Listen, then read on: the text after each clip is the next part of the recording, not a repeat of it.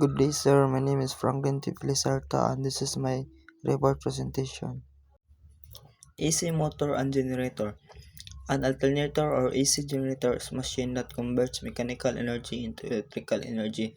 Example of this is converts mechanical energy into alternating current. Alternators or AC generator are widely used to power generator plants, automobile, and various industrial applications. It is also used in automobiles that are DC. Construction process. Rotor assembly. Rotor assembly is create magnetic field. The rotor is constructed by stacking and securing lamination, winding the field coils, and assembly the poles for silent pole motors. Stator assembly. Stator assembly produces rotating magnetic field. Diode, rectifier, and voltage regulator. Used to steady if it is 120, it will remain 120. Bearing installation. Produce smooth shaft rotation, precise rotor alignment. Frame assembly. Supporting and protecting the internal component. Types and operation of alternators. Silent pole alternators. The operation of silent pole alternators are typically used in low and medium speed applications such as hydroelectric power plants. The rotor is driven by a prime mover causing the poles to rotate. As the rotor spins, the magnetic field of the poles intersects the stator windings, including an alternating voltage in the stator windings. Advantages: simplicity and maintenance. Easier to construct and maintain due to the simpler mechanical design. Low speed suitability. Ideal for low speed operation, making them suitable for application like hydroelectrical generators. Cost effective. Generally less expensive to produce and maintain. Disadvantages: lower efficiency, less efficient and high speed due to increased windage and friction losses. Bulkier design, larger and heavier compared to non-silent pole and alternators for the same power rating. Applications. First, hydroelectric power plants. Silent pole alternators are widely used in hydroelectric power plants where the prime mover or water turbine operates at relatively low speeds. These alternators are ideal due to their ability to generate high torque at low speeds. 2. Low-speed diesel engines used in industrial and marine application where low-speed diesel engines are prevalent. 3. Wind turbines employed in wind turbines, particularly in cases where the turbine operates at varying speeds and below medium RPM. Pump storage plants suitable for application involving variable speeds such as pump storage plants where water pumped to higher elevation during off-peak hours and released to generate electricity during peak hours. The second types of and operation of alternators are non-silent, cylindrical. The operation of non-silent or cylindrical pole alternators are commonly used in high-speed applications such as steam and gas turbines. The rotor is driven by a prime mover at high speed, causing the rotor's magnetic field to intersect the stator windings. This induces an alternating voltage in the stator windings. Advantages: high efficiency, more efficient and less noisy at high speed compared to silent pole alternators. Compact design, smaller and lighter for the same power rating, making them suitable for high-speed applications. Better stability, provides more stable operation at high speed due to uniform air gap.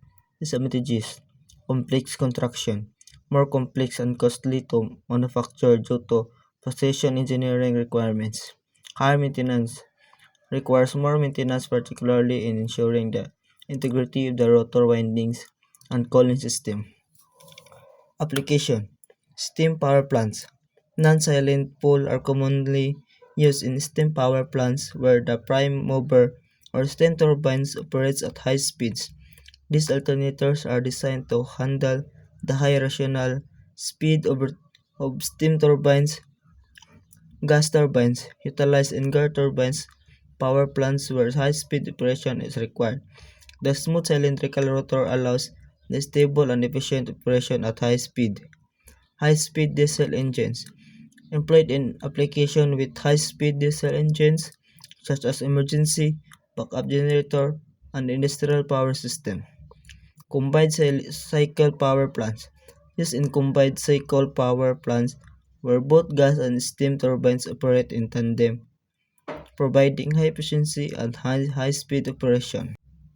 Last, large industrial application, suitable for large industrial applications requiring stable and continuous power supply, such as manufacturing plants and chemical processing facilities. AC motor. AC motor are electric motors driven by alternating current or AC. They are widely used in industrial, commercial, and residential application to their simplicity, reliability, and efficiency. An AC motor is an electric motor that works using alternating current, where the flow of electricity keeps changing direction. This changing current creates a rotating magnetic field inside the motor, which makes the rotor spin and produce mechanical motion.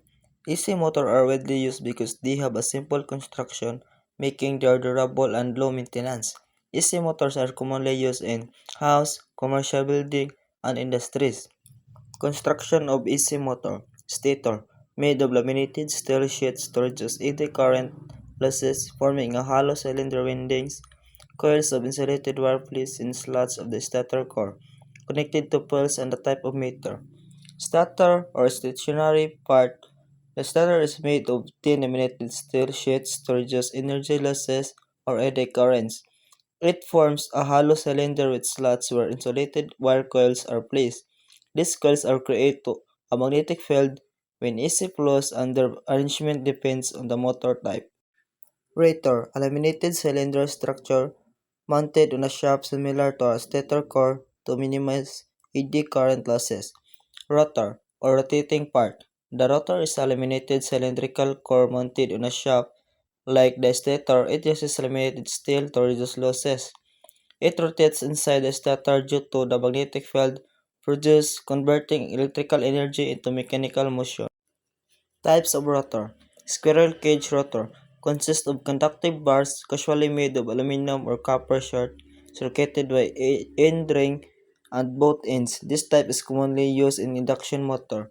This motor is made of metal bars, aluminum or copper, connected by end rings on both sides, forming a closed loop. It is simple, strong, and the most commonly used in induction motor.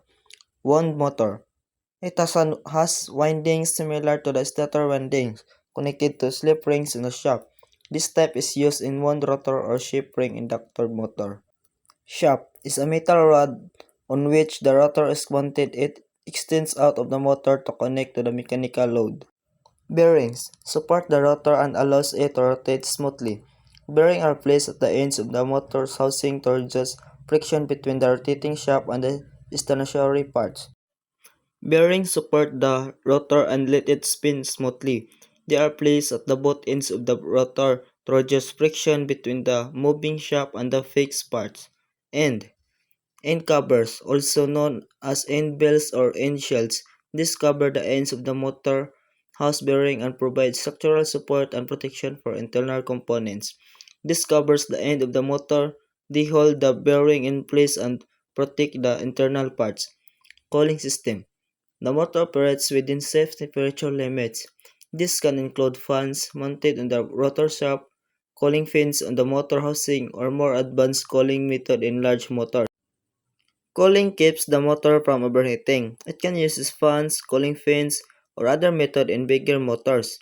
Housing. The outer casing that encloses and protects the internal components of the motor. It also helps in heat dissipation. The housing is the outer body of the motor. It protects internal components and helps release heat. Types and operation of AC motor. Induction motor. Induction motor work by inducing current in the rotor using the stator's magnetic field. Squirrel cage induction motor. Squirrel cage uses a simple rotor with metal bars, durable, low maintenance, and widely used. Wound motor induction motor. As a windings connected to slip rings, allows better control of starting and speed. Synchronous motors. This motor runs at a constant speed, synchronized with easy supply frequency. Permanent magnet synchronous motor uses permanent magnets in the rotor, efficient and commonly used in modern application. Electrically excited synchronous motor uses electromagnetics power through an external source suitable for large industrial uses. And that's all, sir. Thank you.